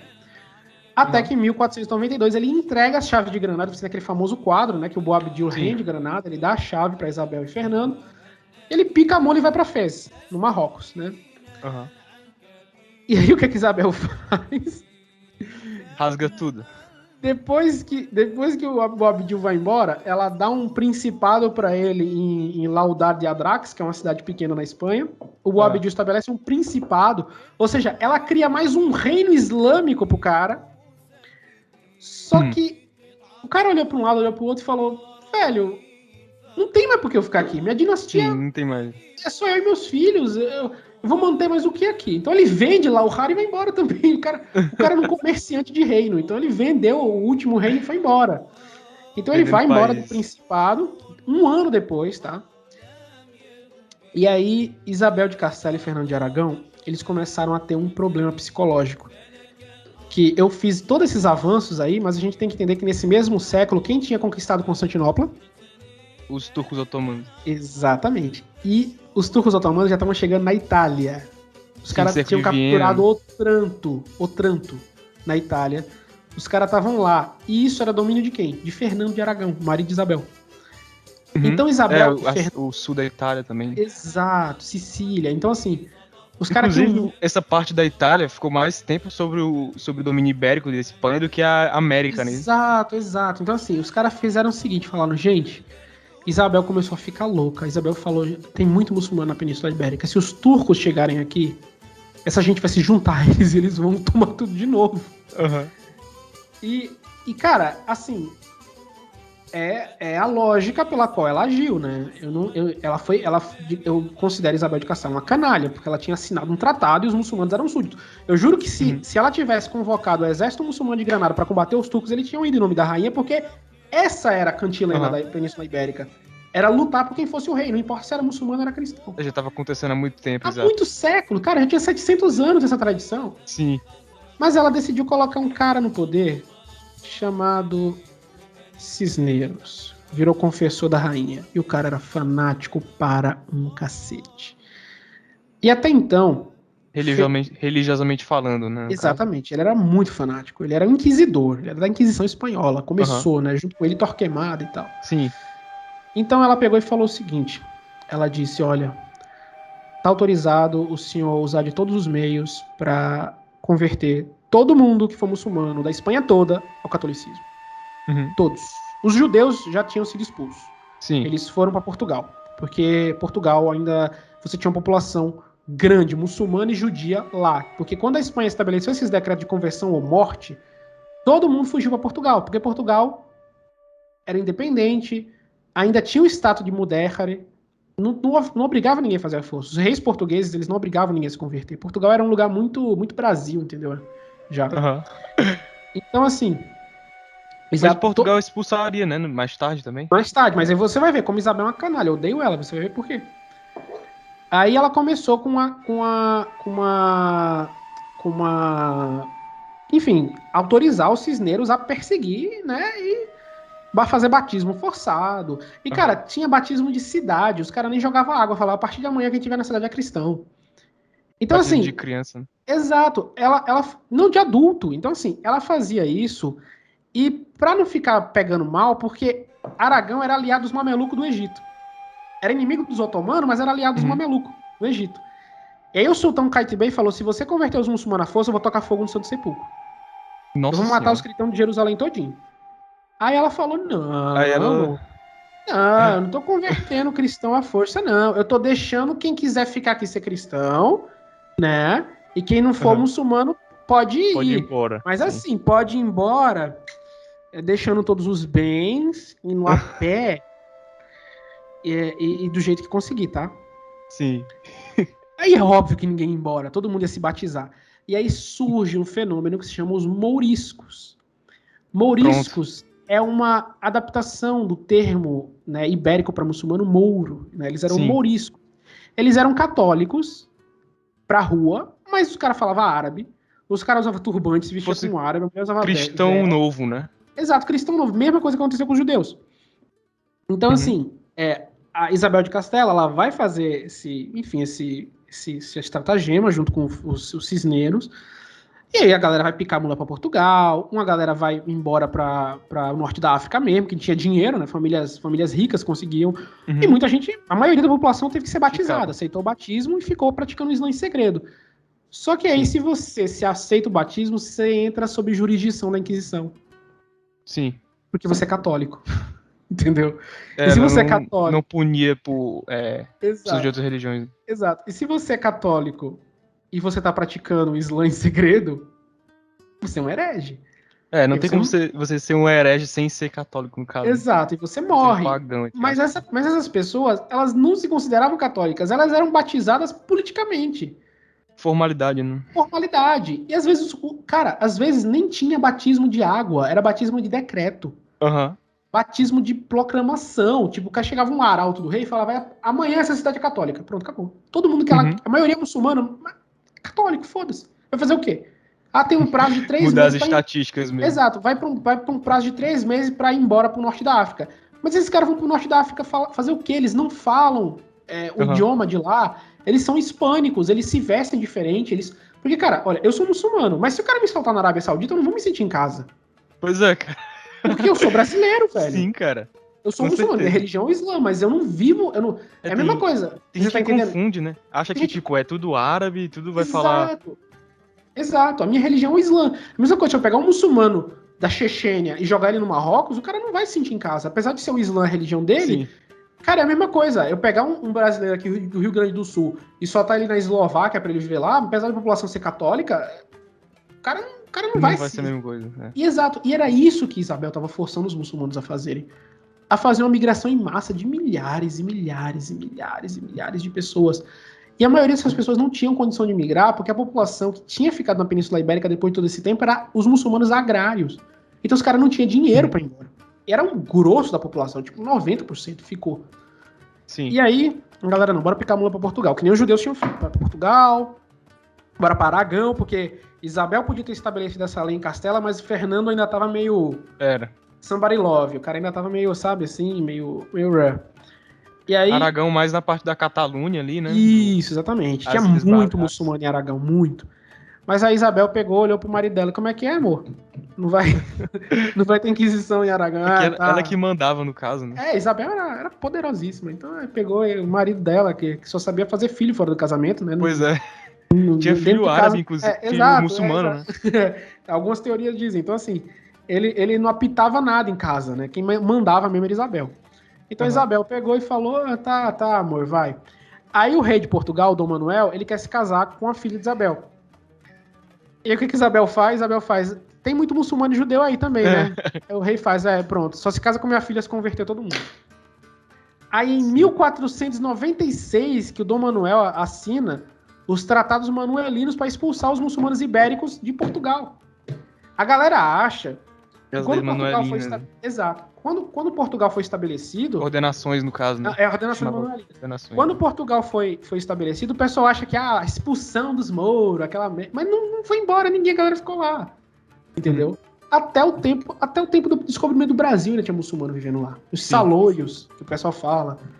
Então, assim, aí pronto, aí o rei de Portugal fala, tá, eu quero casar com a filha de Isabel, a louca, então, ó, judeu, batizado, muçulmano, pega a mula e vai embora. E aí os muçulmanos foram pro norte da África, tipo os muçulmanos de Lowland, em Portugal. E os judeus, a maioria foi para os Países Baixos, né?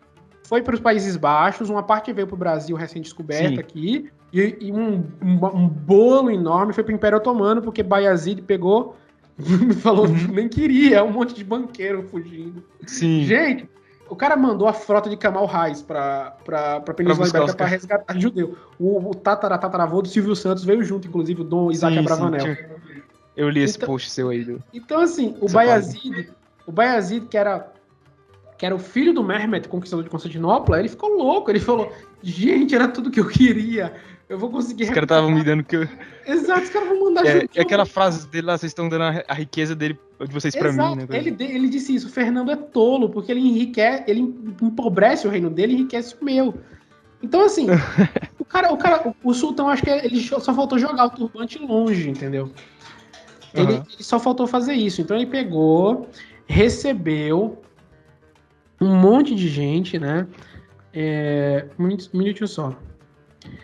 Então, assim, ele recebeu um monte de gente lá, abriu o território, deixou o judeu entrar a rodo, mourisco, né? Os muçulmanos quiseram ir. Só que tinha gente, velho, tipo, tem um caso dos mouros de Loulé, que saíram de Portugal depois do decreto do Manuel e foram pro norte da África. Os caras chegaram lá, norte da África, aqui a gente pode ser muçulmano. Os caras falaram, gente, mas eu falo português, eu sou muçulmano, mas eu não sou berber, eu sou português, eu sou muçulmano e português. Sim. E aí os caras voltaram para Portugal para viver como católico de verdade. Sim. Porque não se adaptavam, aquela cultura não era deles. Eles tinham a mesquita, a linguagem deles era portuguesa. Era um novo país islâmico, né? Exato, era um novo país islâmico. Você não podia viver ali. E os caras voltaram de navio para Portugal e aceitaram o batismo de verdade. Então, assim, isso continuou. Já a situação da Espanha, porque a população muçulmana da Espanha era grande demais, né? A Espanha conquistou muitos reinos e tinha conquistado recentemente a população de um reino inteiro. O que aconteceu? Os muçulmanos vão passar séculos vivendo... Século não, né? Séculos, ó, plural. Vão ficar até 1609. E tem gente que diz até o século XVIII tinha muçulmano lá na Península Ibérica. Vivendo escondido. Durou muito, né? Durou muito. 18. Você tem a tentativa de estabelecimento, de novo, do Reino de Granada, né? No metade do século XVI, com a rebelião das Alpujarras, que Fernando de Valois e Córdoba, que dizia que era descendente dos Omíadas, lá no começo da história, né? Inclusive o nome dele em árabe era Ben Umayya, né? Filho dos Omíadas. Ele fez uma rebelião, conquistou território, conquistou cidades na Espanha, né? Fez a revolta morisca, só que aí o príncipe, né? O Dom João de Áustria, que era irmão do Filipe II, e aí bisneto de Isabel de Castela, derrotou ele, matou os mouriscos. Era neto do Carlos V, né? Isso, neto do Carlos V, né? Que era neto de Isabel, filho de Joana Louca. Carlos V, inclusive, foi muito positivo para os mouriscos. Ele tentou amenizar ali as coisas e tal. Mas o pessoal tem que entender que é o seguinte: de Isabel para frente, os reis da Espanha não eram mais reis espanhóis. Eles eram austríacos. Eram austríacos. Exato. Habsburgos. Habsburgo. Ele não tinha ligação com judeu e muçulmano. Esse pessoal era educado na Áustria, que estava em guerra contra o Império Otomano. Então essa galera só pensava em Islã em termos de guerra. Eles não tinham... Porque eles vêm do conflito com os otomanos, que está o Império Otomano avançando a rodo. Suleiman... Cerco de Viena e tudo, né? Exato. Suleiman passando cimitarra na Europa, pô. Os caras estavam na porta de Viena, velho. Assim...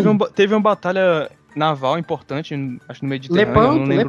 Lepanto, sim, foi. Lepanto. Os caras entendiam o Islã na figura dos turcos e não na figura dos andaluzes, de Alcide, de Berberes. Todo mundo é família, todo mundo aqui tem um pai árabe e uma mãe cristã. Os caras não tinham esse legado. Então, quando a Inquisição vinha falar, expulsa muçulmano, o rei falava, quem? Muçulmano? Ah, muçulmano, assina, vai, manda embora. Ah, não sei o que, toca fogo, queima na fogueira. Os caras assinavam porque eles não tinham essa ligação. Eles eram austríacos, né? Eles eram Habsburgos. Sim. Não eram mais Trastâmaras, que era a dinastia que governava até Isabel e Fernando. Então, você vai ter essa mudança de mentalidade na Espanha, de uma mentalidade trastâmara, né? De convivência, de tolerância, para uma mentalidade austríaca, que era de matar muçulmano. Então, você vai ter essa perseguição dos Habsburgos contra os muçulmanos ibéricos. E oficialmente, olha só, oficialmente os últimos muçulmanos vão ser expulsos, literalmente, gente colocada dentro de navio e expulsa da Espanha em 1609. Olha só. Já existia Brasil e tudo. Brasil já era velho. Brasil já era velho. Já era velho aqui já. Entendeu? Então, assim, já existia Brasil. Brasil já tinha mais de 100 anos de colonização já. Sim. Tá entendendo? Recife, Olinda, tudo já tinha. Já tinha, entendeu? Bahia, Salvador. São Paulo. Então, assim, a América já estava colonizada, ainda tinha muçulmano, ainda tinha mouro lá na Península Ibérica. Mas aí você teve a expulsão, e aí realmente você vai ter, depois disso, alguns remanescentes, né, de muçulmanos na Península Ibérica. Mas esse pessoal vai embora de lá para o Império Otomano, para o norte da África. Vão estabelecer algumas repúblicas, e é isso que é interessante. Esses muçulmanos que vão ser expulsos da Península Ibérica, eles vão vir com a mentalidade das revoluções. Então eles vão estabelecer repúblicas, como a República de Salé, que era uma república islâmica, né? República Islâmica, governada, às vezes, por mouriscos espanhóis de Hornátios, e também por um holandês, que era o Yusuf Reis. Que fez as famosas... holandês conversa, né? Exato. As famosas razias berberes na Finlândia, na Irlanda, que você fala, os piratas da Berbéria eram liderados por europeus, holandeses, britânicos. Essa época do Jack Sparrow, que era muçulmano também. Sim. Você tem... Essa é a grande época dos piratas europeus que vão pro norte da África, viram muçulmanos e começam a atacar as costas da Europa. Os piratas... O Jack Sparrow era muçulmano? Era muçulmano. O Jack Sparrow, John Ward. Ele ganhou esse apelido... Quando ele foi se estabelecer na Tunísia, ele criava passarinho. Então, como ele criava muito pardal, esse virou o apelido dele, Jack Sparrow. O nome dele era Jack Ward antes disso.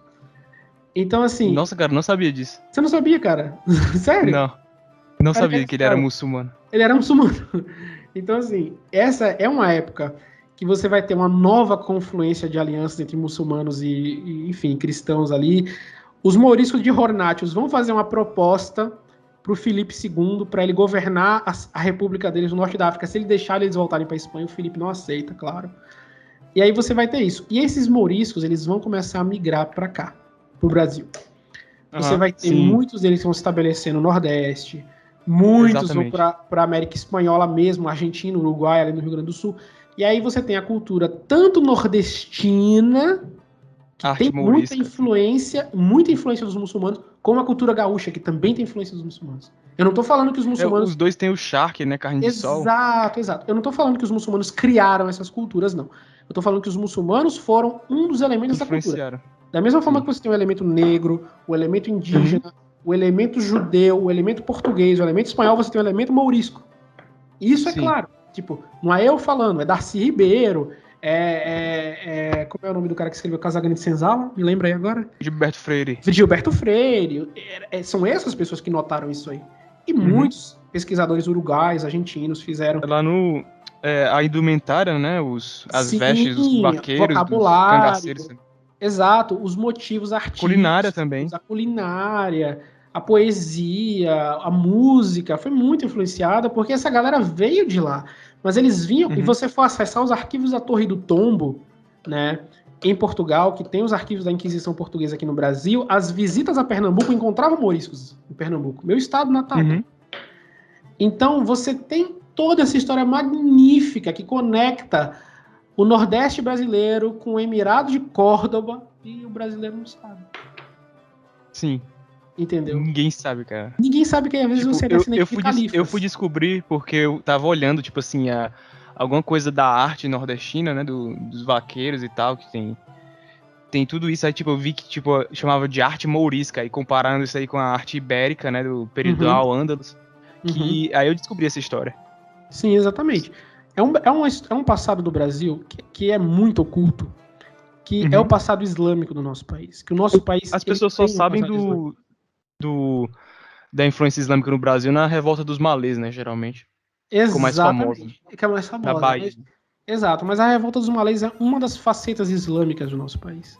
Já foi Império do Brasil, né? Já era mais tarde também. Exato. Cara, você for ver o símbolo da proclamação de Dom João VI, pai do Pedro I, você vai ver ele no símbolo da proclamação dele, né? No símbolo da proclamação, tem segurando em cima da cabeça dele a coroa, tem um cavaleiro português, um índio e atrás tem um árabe, muçulmano, turbante verde. O cara se considerava rei do Algarve. Vou procurar aqui, talvez até coloque aqui no podcast pra galera ver. Claro, tem aqui no site de História Islâmica. Você coloca aqui, só se digitar na barra de pesquisa Dom João VI. Você vai ver a pintura feita pelo Debré. Entendeu? Sim. Alegoria o cara que fez a bandeira do Brasil, inclusive. Exato. Então, assim, você tem... Império. Porque o título do imperador de Portugal, do rei de Portugal, era rei de Portugal, Brasil e Algarves. Algarves, exato. Algarves vem do árabe, Al-Harb Al-Andalus, o ocidente de Al-Andalus. Porque tinha sido, no período da expansão de Dom Afonso Henriques, o território islâmico que eles tinham incorporado. Então eles se consideravam herdeiros. Cara, eu não tô falando que eles eram filo-islâmicos, que eles eram muçulmanos, eu não tô falando nada disso. Eu estou falando que eles se consideravam herdeiros, né, desse legado. E tanto é que na alegoria da coroação de Dom João VI, você tem um cavaleiro português, um árabe e um indígena. Um índio, um árabe e um português, colocando a coroa na cabeça Portugal, dele. Brasil e Algarve. Exatamente. Era esse legado. Os muçulmanos já tinham ido embora nesse período.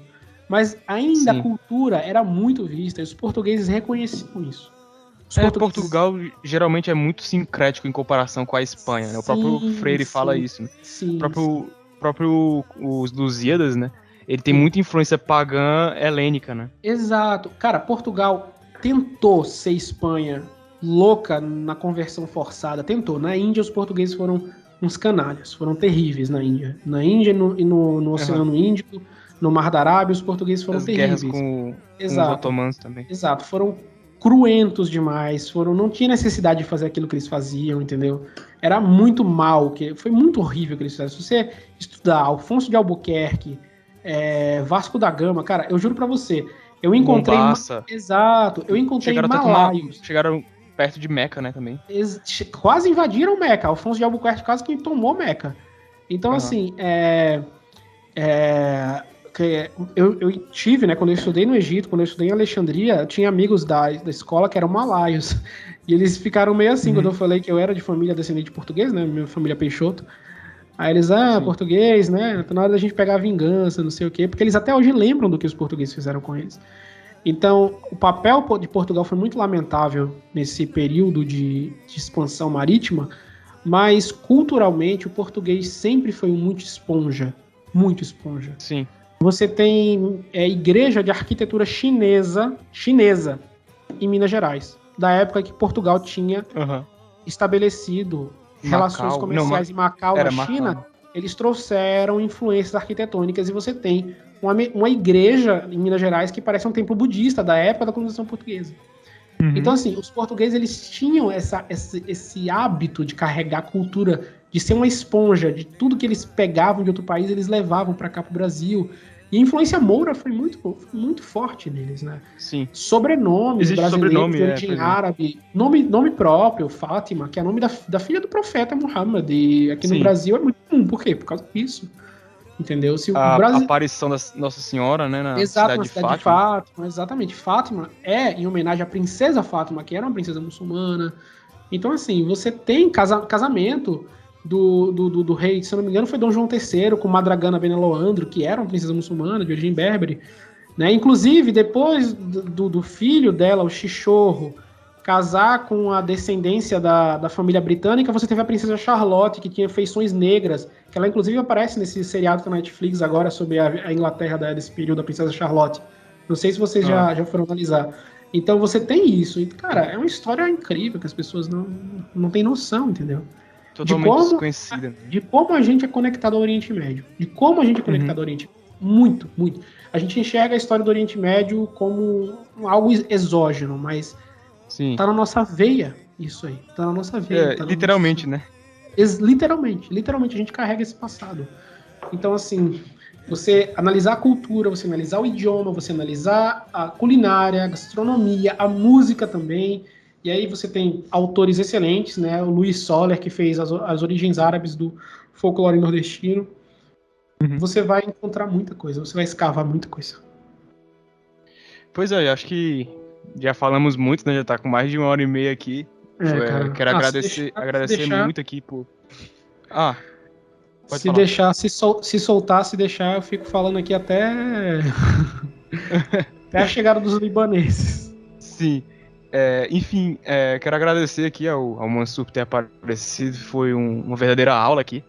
Falou muita coisa e acho que ficou 100% clarificado aqui, muita coisa que eu mesmo não sabia, e sempre a gente aprende, né, vendo essas coisas. Sim, claro. E eu vou deixar aqui na descrição todas as tuas páginas, né, os teus perfis e tal. E desejo sucesso aí, obrigado de novo aí por ter aparecido aqui.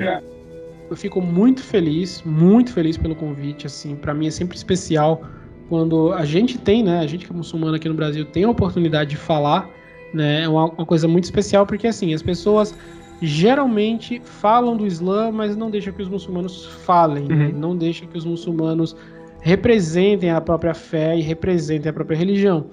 Mas eu tô muito feliz com essa oportunidade que você me deu hoje, com essa fala aqui. Eu quero divulgar depois esse episódio na página História Islâmica. Acho que a galera vai gostar muito de escutar, né? Foi muito gostosa a conversa, velho, porque assim, você entende também do assunto, então é gostoso de conversar com um cara que, tipo, sabe das referências, que estuda história ibérica também, então é muito bom. Você me completou várias vezes, então é incrível isso. Obrigado. Cara, aqui geralmente, tipo, eu faço a série aqui com o Úfilas, né?